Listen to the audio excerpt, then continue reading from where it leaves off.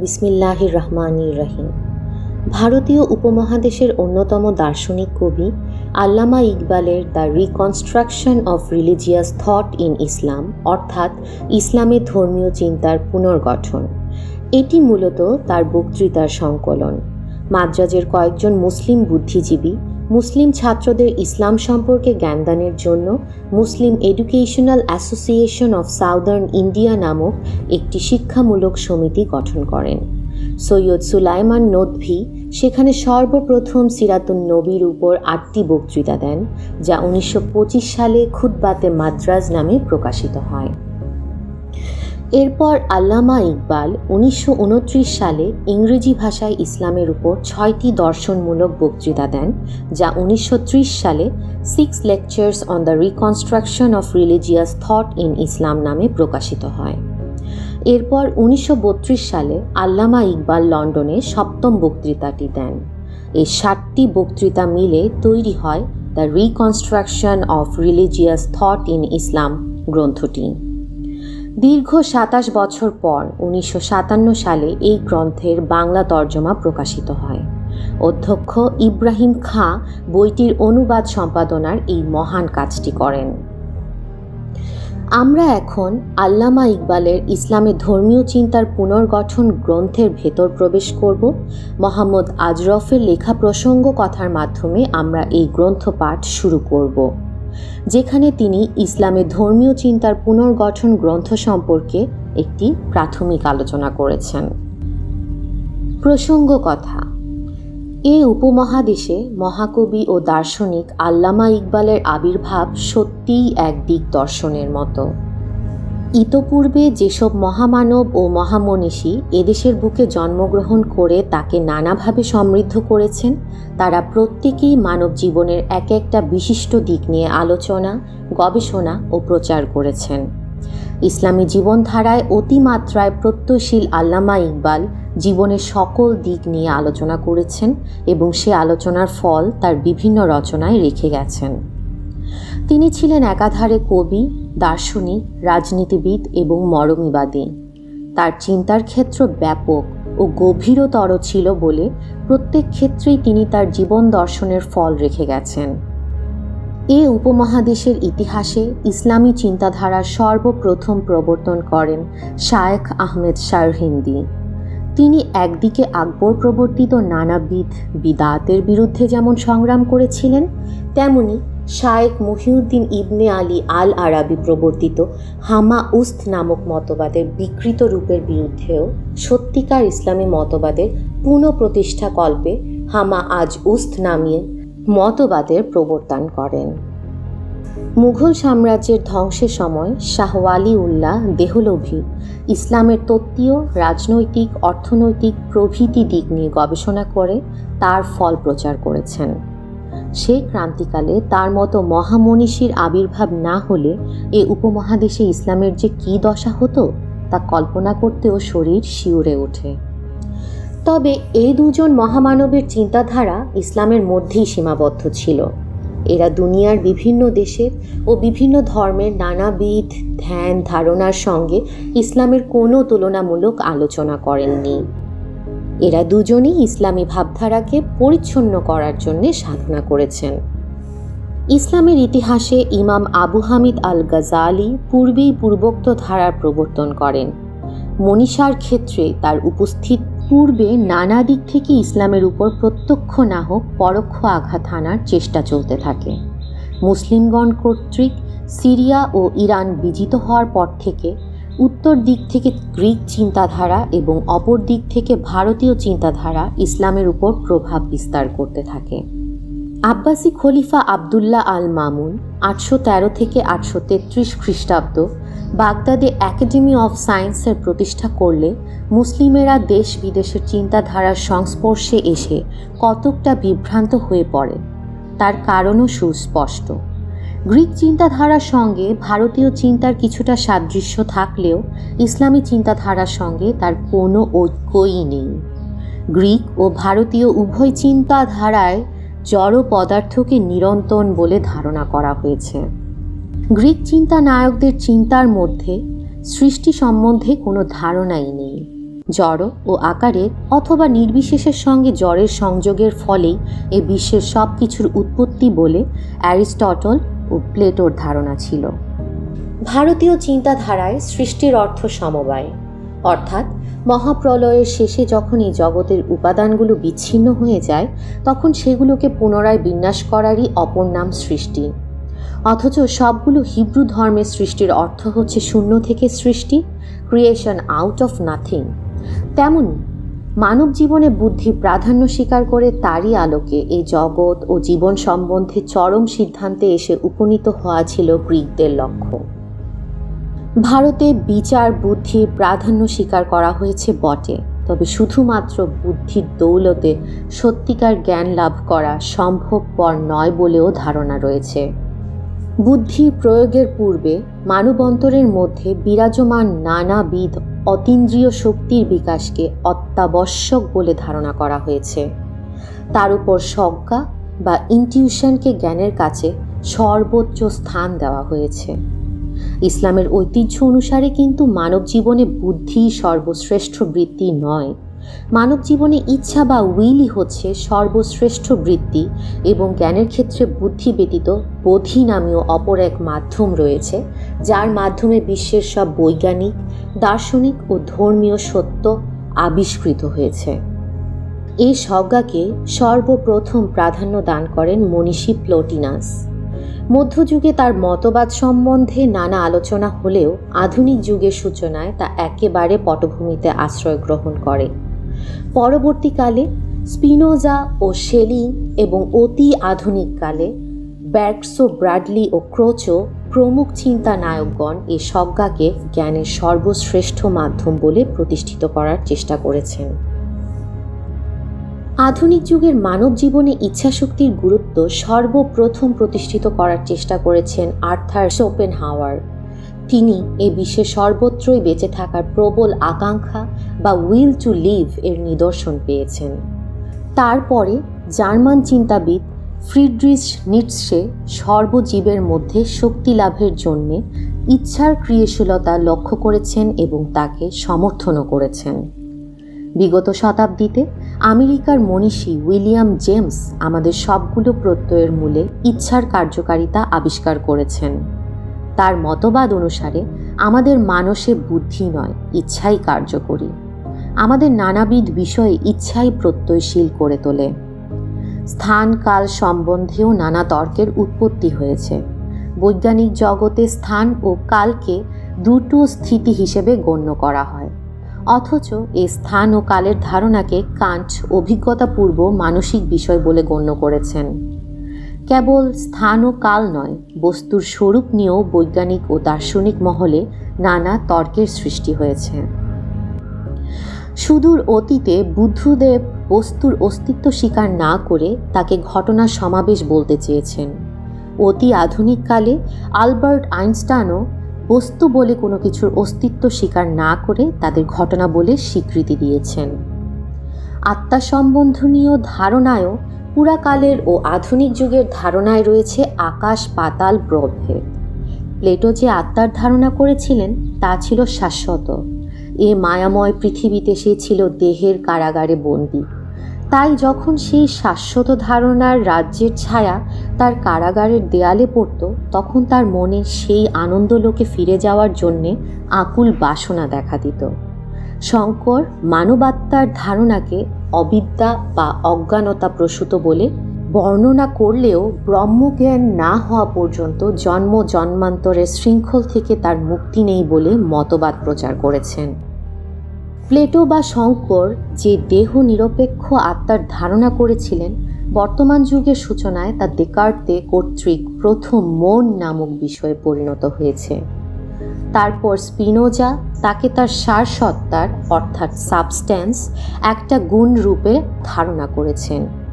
লেইবনিটোস এ বিশ্বের সর্বত্রই জীবাত্মার সমাবেশ আবিষ্কার করলেও তারা স্বয়ংসম্পূর্ণ পরমাণুরূপে তার কাছে প্রতিভাত হয়েছে। তাদের প্রাতিভাসিক রূপ, দেহের সঙ্গে তাদের কি সম্বন্ধ বর্তমান তা নিয়ে পরিষ্কার ভাষায় বর্ণনা করেননি। কান্ট আত্মার, আল্লাহর ও জগতের ধারণার মধ্যে দ্বন্দ্ব রয়েছে বিধায় তাদের গঠনমূলক না বলে নির্ধারণমূলক বলে অভিহিত করেছেন। তবে জ্ঞানের ক্ষেত্রে একটা তুরীয় নীতি যে ক্রিয়াশীল এ সত্য স্বীকার করতে বাধ্য হয়েছেন। তবে আধুনিককালে ব্যবহারবাদীগণ অর্থাৎ বিহেভিয়ারিস্ট আত্মাকে স্নায়ুরই একটা প্রতিক্রিয়া বলে অভিহিত করেছেন। তেমনি আল্লাহ সম্বন্ধে ধারণায়ও নানা মতবাদ দেখা দিয়েছে। এতে একথা সুস্পষ্টই প্রমাণিত হচ্ছে, গাজালির কাছে যে সমস্যা দেখা দিয়েছিল, ইকবালের কাছে সে সমস্যাগুলো আরও জটিল রূপ ধরে দেখা দিয়েছে। গাজালি বৌদ্ধদের নির্বাণ ও ফানা ফিল্লার মধ্যে যে পার্থক্য, সমবায় ও শূন্য থেকে সৃষ্টির যে পার্থক্য, তা করতে ছিলেন ব্যস্ত। জড় পদার্থের চিরন্তন অবস্থিতিকে অস্বীকার প্রদর্শন করা যায় না এবং দার্শনিকগণ মধ্যপন্থা অবলম্বন করে জড় পদার্থকে প্রথমে আল্লাহর সৃষ্টি এবং পরবর্তীকালে চিরন্তন বলে ধারণা করাতে যে চিন্তার অসামঞ্জস্য রয়েছে তা প্রদর্শন করাতেই ছিলেন তিনি ব্যাপৃত। ইকবালের কাছে সমস্যা দেখা দিয়েছে চরম জটিল রূপে, এজন্যে যে আধুনিক যুগের সূচনা থেকে নানাবিধ অভিনব চিন্তা ও ধারণার সঙ্গে যুক্ত হয়ে সমস্যাগুলোকে জটিল থেকে জটিলতর পর্যায়ে ফেলে দিয়েছে। এসব ধারণার প্রতিফলন ইসলামের ওপর সুদূর অতীতে যেমন হয়েছে, বর্তমান যুগেও তেমনি হচ্ছে। কেবল তত্ত্বীয় জগতে নয়, রাষ্ট্রনীতির জগতেও নানাবিধ মতবাদ যথা গণতন্ত্র, ধনতন্ত্র, সমাজতন্ত্র, ফ্যাসিবাদ প্রভৃতি তন্ত্রের উৎপত্তি দেখা দিয়েছে। এগুলোর আলোকেই যে কোনো রাষ্ট্রের প্রকৃতি ও গতি সম্বন্ধে বিচার করা হয়। এগুলোও ইসলামী সমাজ ও রাষ্ট্রের ধারণার উপর প্রভাব বিস্তার করেছে। তাই ইকবাল এগুলো সম্বন্ধেও আলোচনা করে ইসলামের জীবন ধারার সঙ্গে এদের ঐক্য ও অনৈক্যের পার্থক্য নির্দেশ করেছেন। এক্ষেত্রে তার চিন্তাধারা আলোচনা করলে দেখা যায় তিনি নিম্নলিখিত বিষয়গুলো নিয়ে একে একে আলোচনা করেছেন: জ্ঞান ও ধর্মীয় অভিজ্ঞতা, দর্শনের চোখে প্রত্যাদেশমূলক ধর্মীয় অভিজ্ঞতা, আল্লাহ সম্বন্ধে ধারণা ও ইবাদতের মর্ম, মানুষের ক্ষুধি, তার স্বাধীনতা ও অমরতা, মুসলিম কালচারের মর্মমূল, ইসলামী জীবন ব্যবস্থার মধ্যে গতিশীলতা এবং ধর্ম কি সম্ভব। উপরোক্ত প্রত্যেকটি বিষয় সম্বন্ধে প্রাচীন ও আধুনিক নানাবিধ মতবাদের সমালোচনা করে তিনি ইসলামী মতবাদের পার্থক্য প্রতিষ্ঠা করার চেষ্টা করেছেন।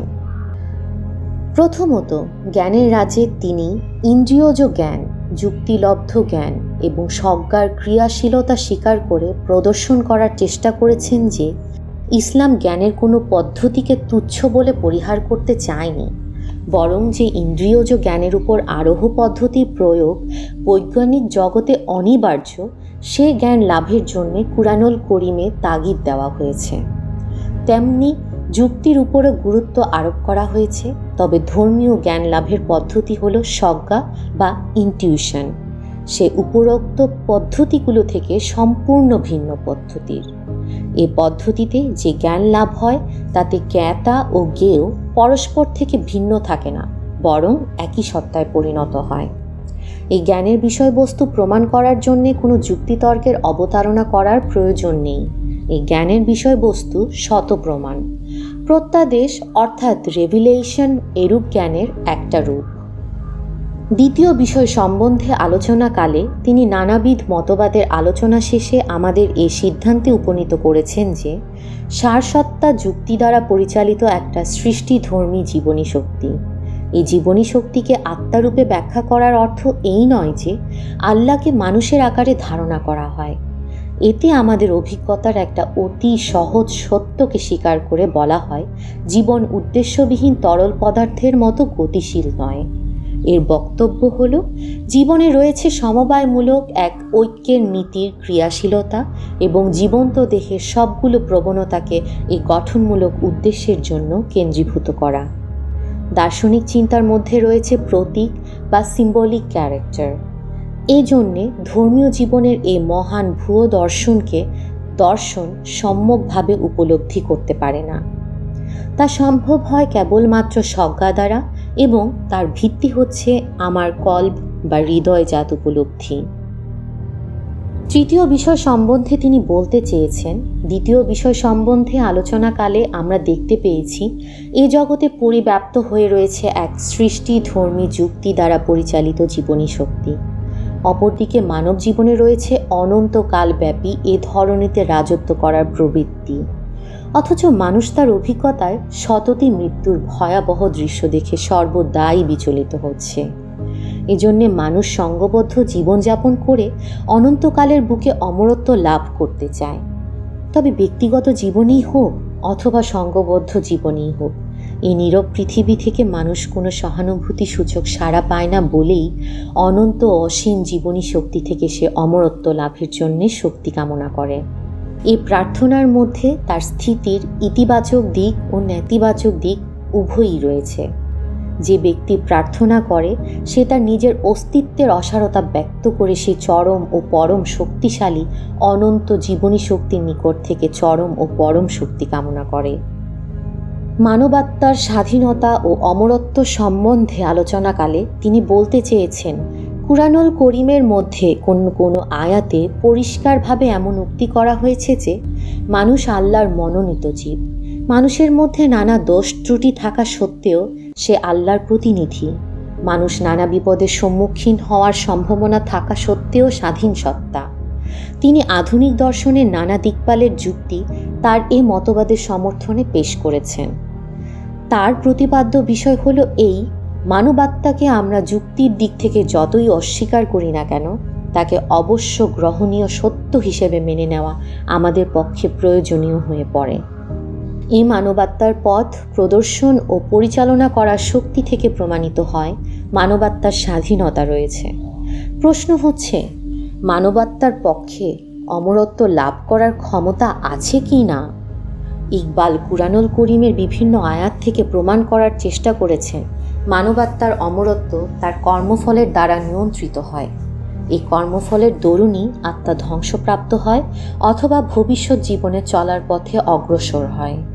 এজন্যে ব্যক্তিগত অমরত্ব লাভ আমাদের জন্মগত অধিকার নয়। এই অধিকার আমাদের কর্মফলের দ্বারা লাভ করতে হয়। অমরত্ব লাভ মানুষের জীবনের সর্বপ্রধান কামনার বিষয়। আমাদের সাধনার দ্বারা তা লাভ করতে হয়। মুসলিম সংস্কৃতির আলোচনাকালে তিনি বলতে চেয়েছেন, মুসলিম মনীষীগণ নানাভাবে চিন্তা করলেও বিশ্ব সম্বন্ধনীয় চিন্তায় তাদের মধ্যে ঐক্য রয়েছে। তারা সকলেই এই বিশ্বে এক বিরাট ও বিপুল গতির নিদর্শন পেয়েছেন। মানব জীবনের উৎপত্তিতেও তারা একই ঐক্যসূত্র স্বীকার করেছেন এবং কালকে অতিশয় বিষয়মুখ সত্য বলে গণ্য করেছেন। ইসলামের মধ্যে গতিশীলতা সম্বন্ধে তার বক্তব্য হচ্ছে, ইসলামী সমাজ জীবন কোনো কালই স্থাণু নয়। এজন্যে সে সমাজে নানা যুগে নানা আন্দোলন দেখা দিয়েছে।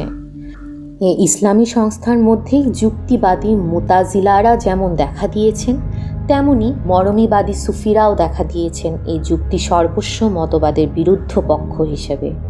এই ধরনের নানাবিধ মতবাদের উৎপত্তির সঙ্গে সঙ্গে বাগদাদ ধ্বংস হওয়ার পরে ইমাম ইবনে তাইমিয়ার আবির্ভাব হয় এবং তিনি এইসব মতবাদের উৎপত্তির মূলে যেসব বিদাত বা ইনোভেশন রয়েছে তার মূলোচ্ছেদে অগ্রসর হন। তবে তার সবচেয়ে বড় কৃতিত্ব হচ্ছে তার পূর্ববর্তী 4টি মাযহাবের প্রদর্শিত নীতিকে সর্বশেষ ও চরম নীতি বলে গ্রহণ করতে অস্বীকৃতি। তিনি ইজতিহাদের উপর সম্পূর্ণ গুরুত্ব আরোপ করে ইসলামী নীতিগুলোকে স্বীকার করে ব্যক্তিগত প্রচেষ্টার দ্বারা তাদের পুনরায় পাঠ করতে অগ্রসর হন।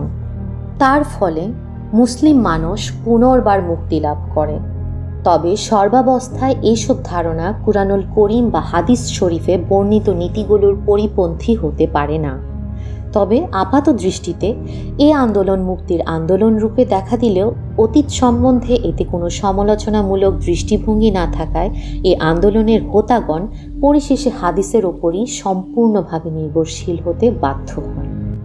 অপরদিকে তুর্কিতে যে স্বাদেশিক আন্দোলন দেখা দেয় তার মূল মন্ত্র হলো রাষ্ট্রকে ধর্মের আওতা থেকে সম্পূর্ণভাবে মুক্ত করা। ওরা এ আদর্শ ইউরোপ থেকে গ্রহণ করেছে। এই আন্দোলনের নেতা হচ্ছেন কবি ও সমাজতত্ত্ববিদ জিয়া গক আল্প। অপরদিকে সাইদ হালিম পাশা ইসলামের মধ্যে ভাববাদ ও বাস্তববাদ অর্থাৎ পজিটিভিজমের সন্ধান পেয়ে ইসলামের কোনো বিশেষ স্বদেশ বা পিতৃভূমি রয়েছে বলে স্বীকার না করে তাকে সর্বদেশে কার্যকরী বলে গ্রহণ করেছেন। তিনি আক্ষেপ করে বলেছেন, ইসলামী আদর্শকে কোনো বিশেষ দেশে রূপায়িত করে ইরানি, তুরানি বা ভারতীয় রূপ দান করলে তা ইসলাম থেকে দূরে সরে যেয়ে এসব রূপ গ্রহণ করে। ইকবালের ধারণা, এতে জিয়া গকের মতবাদের সঙ্গেই সাইদ হালিমের মতবাদের কোনো বিশেষ পার্থক্য দেখা যায় না, কারণ উভয় মতবাদই পরিণামে একইভাবে ফলপ্রসূ হয়। কারণ এইভাবে ইসলামের চর্চা হলে তাতে ইসলামের চেয়ে কোনো বিশেষ দেশের রং অধিকতরভাবে ফলে ওঠে। ইকবালের মত হচ্ছে, আজকে দুনিয়ায় মানবতার দাবি হচ্ছে তিনটি। এই দুনিয়াকে এক আধ্যাত্মিক সত্তা হিসেবে ব্যাখ্যা করতে হবে, ব্যষ্টির আধ্যাত্মিক সত্তার মুক্তি দিতে হবে এবং এমন এক বিশ্বজনীন নীতি গ্রহণ করতে হবে যার কল্যাণে মানব সমাজে বিবর্তন একটা আধ্যাত্মিক ভিত্তিতে হবে। একথা অবশ্য সত্য যে আধুনিক যুগে ইউরোপে এরূপ ধারায় অনেকগুলো ভাববাদী মতবাদ গঠিত হয়েছে। তবে মানব সভ্যতার অভিজ্ঞতায় এ সত্য প্রমাণিত হয়েছে যে যুক্তি দ্বারা প্রত্যাদেশের মতো মানুষের মনে প্রত্যয়ের সে আলোকে জ্বালানো যায় না। তার মতানুসারে মানুষের আধ্যাত্মিক জীবনের ভিত্তি এমন এক সুদৃঢ় প্রত্যয় যে মানুষ তার জন্যে অনায়াসেই জীবনপাত করতে প্রস্তুত হয়। ইসলামের শৈশবাবস্থায় মুসলিমেরা জাহিলিয়ার আধ্যাত্মিক দাসত্বের মধ্যে বাস করেছে বলে ইসলামের সত্যিকার স্বরূপকে উপলব্ধি করতে পারেনি। আজকের দিনের মুসলিমদের পক্ষে তার প্রকৃত সত্তা উপলব্ধি করা উচিত এবং তার সামাজিক জীবন পুনর্গঠন করা কর্তব্য। এতে তাদের পক্ষে ইসলাম প্রদর্শিত মৌলিক নীতির আলোকে কর্মক্ষেত্রে অগ্রসর হওয়া সম্ভবপর হবে।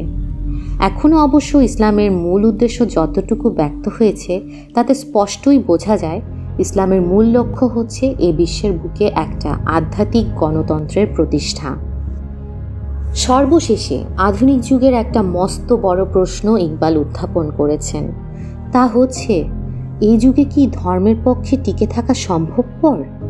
প্রশ্নের মীমাংসার পূর্বে ইকবাল ধর্মীয় জীবনের অর্থের বিশ্লেষণ করে তার মধ্যে তিনটি পর্যায় আবিষ্কার করেছেন। তার মতবাদ অনুসারে প্রথম পর্যায়ে ধর্মীয় জীবনে রয়েছে অত্যন্ত জোরালো প্রত্যয়। ধর্মীয় জীবনের এই প্রবণতা সামাজিক জীবন গঠনের পক্ষে অত্যন্ত প্রয়োজনীয় হতে পারে, তবে ব্যষ্টি জীবনের বৃদ্ধি বা প্রসারতার পক্ষে এ পর্যায় মোটেই অনুকূল নয়। এ পর্যায়ে ধর্মীয় নীতির কাছে সম্পূর্ণ আত্মনিবেদন করার পরে ধর্মীয় জীবনে দেখা দেয় সেই অনুশীলনের মূল নীতির যথার্থ অনুসন্ধান। এ পর্যায়ে ধর্মীয় জীবন তার মূলনীতিকে দার্শনিক ভিত্তির উপর প্রতিষ্ঠিত করতে চায়। তৃতীয় পর্যায়ে ধর্মীয় জীবনে মনস্তাত্ত্বিক প্রবণতা দেখা দেয় এবং ধর্মীয় জীবনের অনুশীলনে লিপ্ত মানুষের মনে সেই আদিম সত্তার সঙ্গে অঙ্গাঙ্গীভাবে মিলিত হওয়ার আকাঙ্ক্ষা প্রকাশ পায়। এই পর্যায়েই ধর্মের ক্ষেত্রে ব্যক্তিগত জীবন ও শক্তি লাভের প্রবণতা দেখা দেয় এবং ব্যষ্টি তার ব্যক্তি জীবনের স্বাধীনতা লাভ করে। ধর্মের এই তৃতীয় পর্যায় সম্ভবপর কি না ইকবাল এখানে সেই প্রশ্নই তুলেছেন এবং দেশ বিদেশের নানা জ্ঞানীর মতবাদ নিয়ে আলোচনা করে প্রমাণ করার চেষ্টা করেছেন যে ধর্মের পক্ষে আধুনিক যুগেও টিকে থাকা সম্ভবপর। তার এই বক্তব্যের সার হচ্ছে, এই প্রত্যাদেশ বা রেভেলেশন হচ্ছে সজ্ঞা নামক জ্ঞানের সর্বোচ্চ পর্যায়। এই জ্ঞানের মাধ্যম আমাদের কল্ব বা হৃদয়।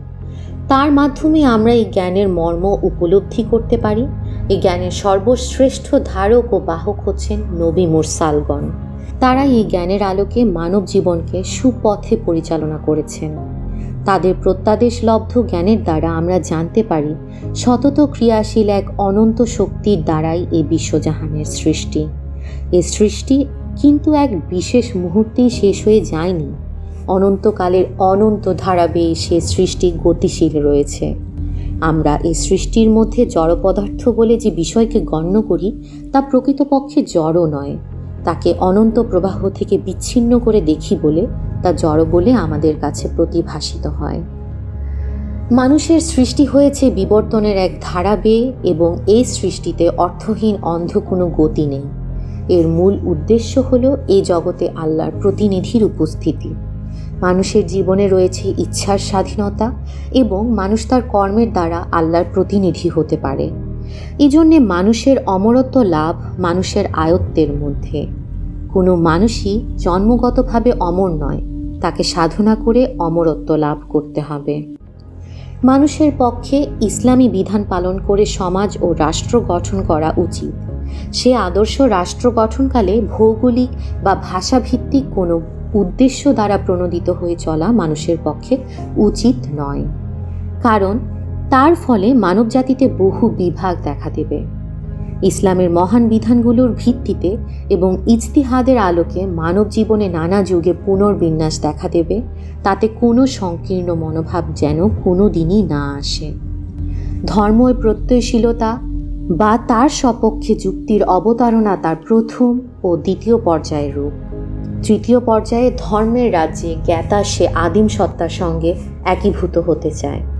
এই পর্যায়েই জ্ঞাতা তার জীবনের পূর্ণ স্বাধীনতা ও সম্পূর্ণ পরিণতি লাভ করে। মহাকবি ইকবালের গভীর পাণ্ডিত্য ও সারা জীবনের সাধনালব্ধ ভুয়ো দর্শনের সার রয়েছে এ পুস্তকের মধ্যে। তাই একে এই যুগের মুসলিম জীবনের পথ প্রদর্শক এক মহাগ্রন্থ বলা চলে।